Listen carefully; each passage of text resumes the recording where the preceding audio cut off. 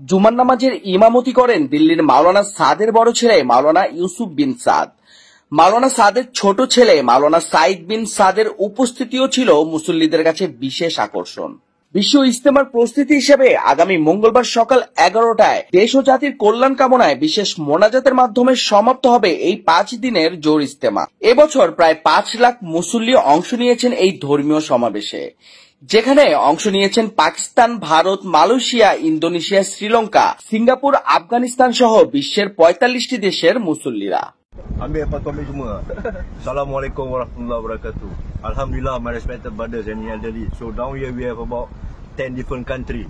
I'm from Singapore, Malaysia, Indonesia, Thailand, Brunei, Myanmar, Philippines, a lot of different type of country.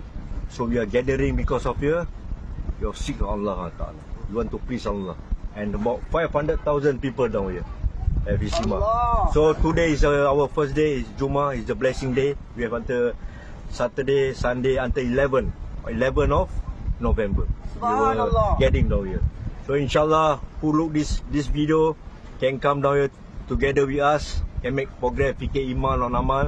Dunya just temporary, my respected brothers and elders. Why we down here? We want to Islam ourselves. We want to make Allah happy.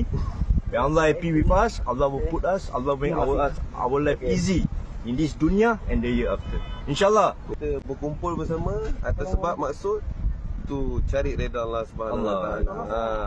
Kita kumpul sama, banyak amal sama-sama kat sini, dan para sesiapa yang lihat video ni boleh datang join bersama kami. InsyaAllah kita mencari redha Allah Subhanahu Wa Taala. ওইজন্য হযরত মুহাম্মদ সাল্লাল্লাহু আলাইহি সাল্লাম তিনি হাদিসের মধ্যে এটা পরিষ্কার বলে দিয়েছেন, লা ইউমিনু আহাদুকুম হাত্তা ইয়াকুনা হাওয়াহু তাবান লিমা জিতু বিহি। তোমাদের মধ্যে থেকে কোন ব্যক্তি ওই সময় পর্যন্ত সে মুমিন হইতে পারবে না যতক্ষণ পর্যন্ত তার সমস্ত ইচ্ছা খাহেশাত আমার আনিত দ্বীনের তাবে না হয়ে যাবে। এজন্য আমাদের জিন্দেগির মধ্যে যত আমল ইবাদত আছে, চাই সেটা দাওয়াত হোক, সেটা ইবাদত হোক, সেটা আমাদের মুআমালা মুআশারা হোক, আমাদের জীবনের প্রত্যেকটা বিষয়ের মধ্যে হযরত মুহাম্মদ সাল্লাল্লাহু আলাইহি সাল্লামের পরিপূর্ণ রাহবরি আছে। প্রত্যেকটা কাজ হযরত মুহাম্মদ সাল্লাল্লাহু আলাইহি সাল্লামের বাতলানো তরিকা মোতাবেক আমাদেরকে করতে হবে।